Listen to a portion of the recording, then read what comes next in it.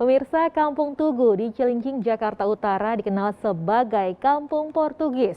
Kehadirannya bermula saat tentara Portugis yang ditahan Belanda dibawa ke Batavia. Kini jika Anda berkunjung ke Kampung Tugu, Anda bisa menjumpai warga keturunan Portugis yang mencoba merawat sejarah.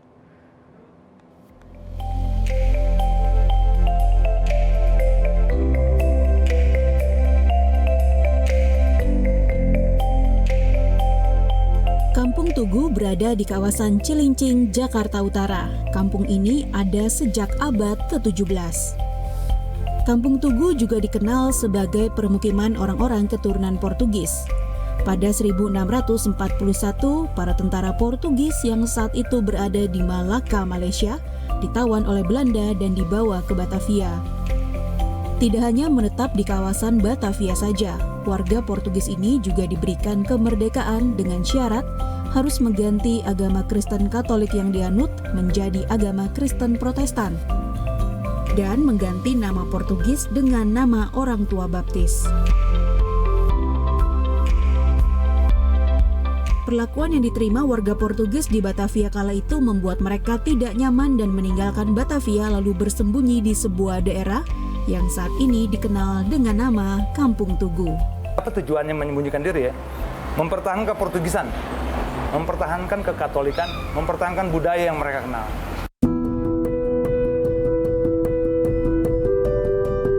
Setelah lebih dari 14 tahun, warga Portugis menyembunyikan diri, keberadaan mereka ditemukan oleh Belanda, lalu mengirim seorang pendeta dan mendirikan gereja Protestan semi permanen di Kampung Tugu.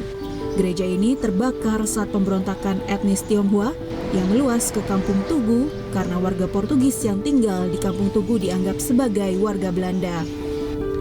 Untuk menggantikan gereja yang terbakar pada 1744, mulai dibangun gereja permanen khusus untuk orang-orang Tugu yang diresmikan pada 1748.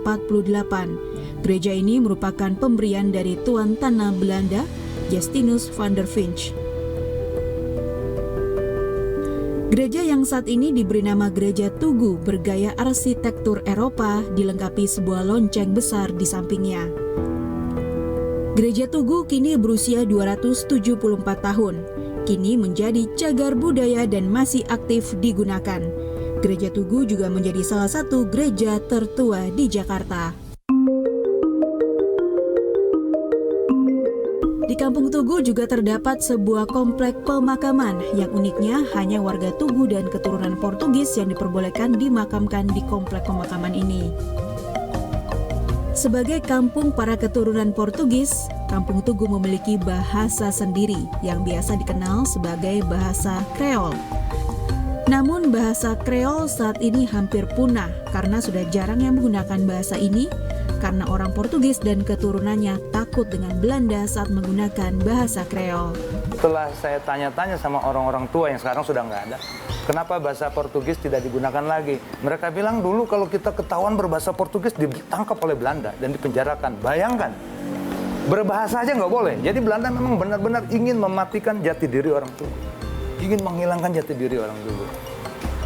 Lalu bagaimana caranya kok bisa sampai sekarang? Misalnya papi atau oma masih sedikit-sedikit masih bisa bercakap. Ya, kalau kita di rumah, kita diajarin sama papa mama, itu pun sembunyi-sembunyi setelah kita besar.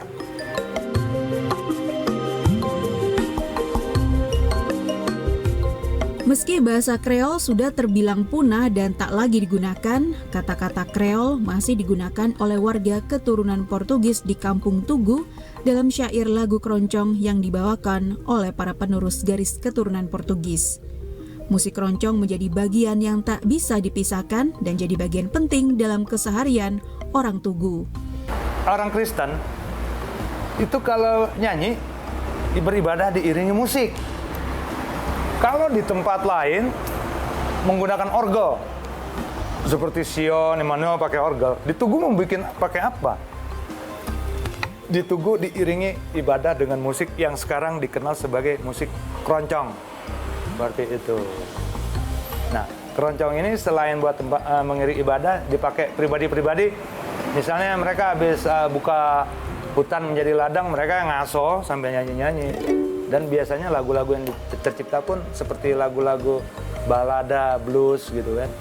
Lagu-lagu para budak yang memikirkan kapan gua siapa gitu. Seperti itu. Jadi nggak beraturan juga.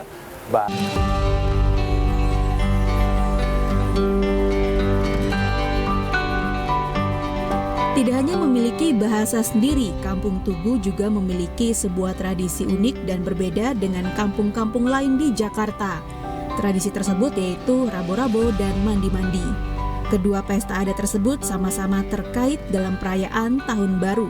Namun rangkaian pesta adat tersebut berbeda-beda, di mana rabo-rabo untuk merayakan Tahun Baru dengan berpesta bernyanyi, makan, dan minum bersama dari rumah ke rumah. Sedangkan mandi-mandi ajang saling memaafkan menyambut tahun yang baru. Tentunya kedua tradisi ini selalu diiringi dengan musik keroncong dengan lagu berbahasa Kreol. Kampung Tugu yang semula diisi dari 23 fam keturunan Portugis kini hanya menyisakan 7 fam saja. Untuk itu, para generasi muda Tugu diharapkan peduli dan mau mempertahankan kampung serta budaya yang ada di Tugu. Devri Novaldi, Seto Pratomo, Arisandi, JPM TV, Jakarta.